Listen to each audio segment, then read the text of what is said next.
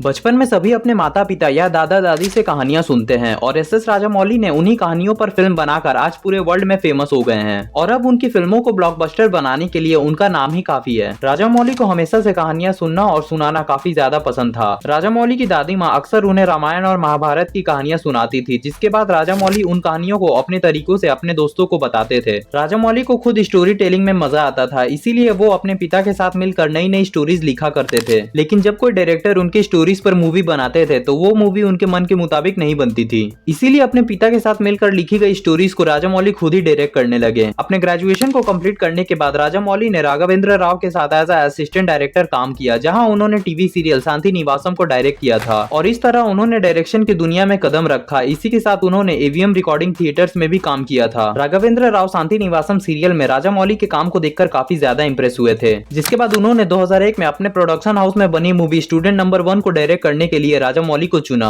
और 2 करोड़ के बजट में बनी इस मूवी ने 12 करोड़ का कलेक्शन कर डाला और मूवी सुपरहिट बन गई। राजामौली की पहली मूवी तो सक्सेसफुल हो गई, लेकिन उन्हें वर्ल्ड वाइड फेम दिलाने वाली और इंडियन बॉक्स ऑफिस के रिकॉर्ड्स तोड़ने वाली मूवी अभी 15 साल दूर थी। 2001 में स्टूडेंट नंबर 1 में जूनियर एनटीआर के साथ काम करने के बाद राजामौली ने दोबारा से 2003 में एनटीआर के साथ सामिद्री मूवी में काम किया और दोबारा से हिट मूवी देकर दोनों की जोड़ी ने कमाल कर दिया। सामिद्री मूवी के बाद राजामौली ने सही मूवी को डायरेक्ट किया, जिसमें नितिन और जेनेलिया लीड रोल में थे और ये मूवी भी बॉक्स ऑफिस पर हिट रही। साथ ही इसे 4 नंदी अवार्ड्स भी मिले थे। इसके बाद 2005 में राजामौली ने पहली बार प्रभास के साथ छत्रपति मूवी में काम किया और ये राजामौली की लगातार चौथी सक्सेसफुल मूवी रही थी, जिसे 12 करोड़ के बजट में बनाया गया था और मूवी ने 32 करोड़ का कलेक्शन किया था। इसी के साथ मूवी को 2 अवार्ड्स भी मिले थे। 2006 में राजामौली ने विक्रमार्कुडु को डायरेक्ट किया, जिसमें रवि तेजा और अनुष्का शेट्टी लीड रोल में थे और 11 करोड़ के बजट में बनी इस मूवी ने 23 करोड़ का कलेक्शन किया था। इसी के साथ आगे चलकर इसी मूवी की हिंदी रीमेक राउडी राठौड़ को बनाई गई थी, जिसमें अक्षय कुमार और सोनाक्षी सिन्हा लीड रोल में थे। राजामौली इंडियन सिनेमा के एक ऐसे डायरेक्टर है जिन्होंने आज तक एक भी फ्लॉप मूवी नहीं दी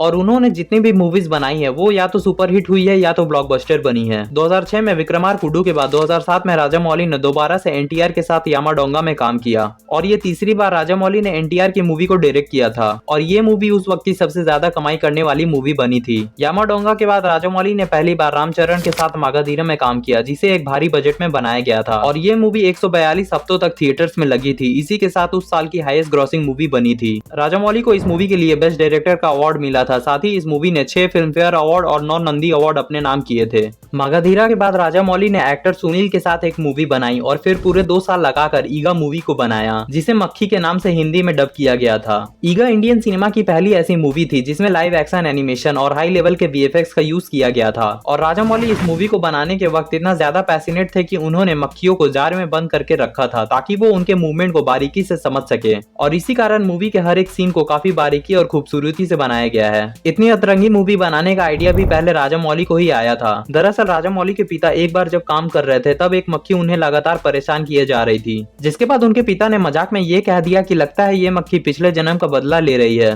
और बस यही चीज राजामौली के दिमाग में बैठ गई, जिसके बाद उन्होंने इस पर पूरी मूवी को ही बना दिया। इस मूवी का बजट 40 करोड़ के आसपास था और मूवी ने 130 करोड़ का वर्ल्ड वाइड कलेक्शन किया था। ये वक्त था जब राजामौली अपने करियर के ऑल टाइम हाई पर चल रहे थे, क्योंकि वो जिस भी मूवी को डायरेक्ट कर रहे थे वो सारी मूवीज अच्छा कलेक्शन कर रही थी। लेकिन तब राजामौली ने 3 साल का ब्रेक लिया क्योंकि उनकी अगली मूवी हिस्ट्री क्रिएट करने वाली थी।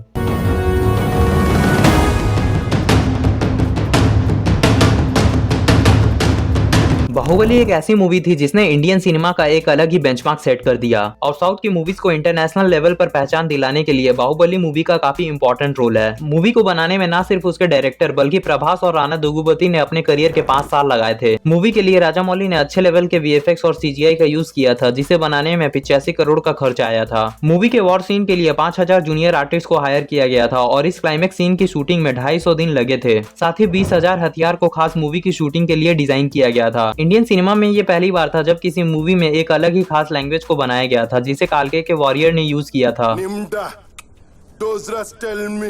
बाहुबली पहली ऐसी नॉन इंग्लिश मूवी थी जिसे लंदन के रॉयल एल्बर्ट हॉल में प्ले किया गया था। एस राजामौली ने बचपन में अपनी दादी से जैसी रामायण और महाभारत की कहानियां सुनी थी, उन सभी को उन्होंने बाहुबली में यूज किया था और देखा जाए तो बाहुबली 21st सेंचुरी की महाभारत है, क्योंकि दोनों में काफी सिमिलैरिटीज हैं। जैसे बाहुबली और भल्लाल देव कौरव और पांडव को रिप्रेजेंट करते हैं और देवसेना द्रौपदी को रिप्रेजेंट करती है। मूवी में बिजलाल देव का कैरेक्टर धृतराज से मैच करता है, क्योंकि दोनों अपने बेटे को धोखे से राजा बनाना चाहते हैं, लेकिन दोनों के बेटे राजा बनने के योग्य नहीं है। साथ ही धृतराष्ट्र और बल्लाल देव दोनों ही फिजिकली चैलेंज होते हैं। साथ ही कटप्पा का कैरेक्टर भीष्म से मैच करता है, क्योंकि दोनों को अपना वचन पूरा करने के लिए अधर्म से लड़ना पड़ता है। और जैसे भीष्म अपने प्यारे अर्जुन से लड़ते हैं, वैसे ही कटप्पा को ना चाहते हुए भी बाहुबली को मारना पड़ता है। बाहुबली के हिट होने के बाद राजामौली ने 2017 में इसका दूसरा पार्ट बनाया, जो कि इंडिया की दूसरी सबसे ज्यादा कमाई करने वाली मूवी बनी। दूसरे पार्ट का क्रेज इतना ज्यादा था कि मूवी के एडवांस बुकिंग में 24 घंटों में 10 लाख से ज्यादा टिकट बिक गए थे और मूवी का फर्स्ट डे कलेक्शन 125 करोड़ का था। मूवी के लिए सिर्फ डायरेक्टर ही नहीं बल्कि दोनों एक्टर्स ने भी काफी मेहनत की थी, फिर चाहे बात तलवारबाजी या घुड़सवारी सीखने की हो या फिर तगड़ी बॉडी बनाने की। बाहुबली सीरीज के बाद राजामौली ने 5 साल का ब्रेक लिया और फिर 2022 में उनकी मूवी RRR रिलीज हुई और इस मूवी ने बड़े आराम से 1000 करोड़ के मार्क को टच कर लिया था। मूवी में जूनियर NTR और रामचरण लीड रोल में थे और मूवी को 2 national film award, 3 film fair award और 1 ऑस्कर मिला था। मूवी के बजट की बात करें तो इसे 500 करोड़ के भारी बजट में बनाया गया था और मूवी ने टोटल 1385 करोड़ का कलेक्शन किया था। और अब राजामौली की अगली मूवी का बजट ही 1000 करोड़ है, तो मूवी तो धमाकेदार होगी ही। अब आप में से कई सारे लोगों ने राजामौली की लगभग सारी मूवीज को देखा होगा,